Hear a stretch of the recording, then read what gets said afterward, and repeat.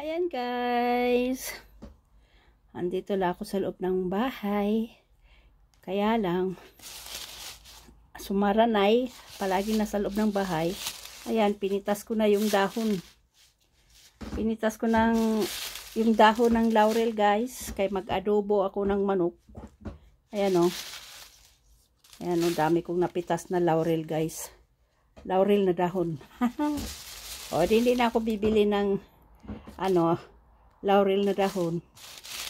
Hugasan ko na lang to siya, tapos ibilad. O, or kung ayaw mo ibilad, lagay mo lang sa freezer. Pwede na, no?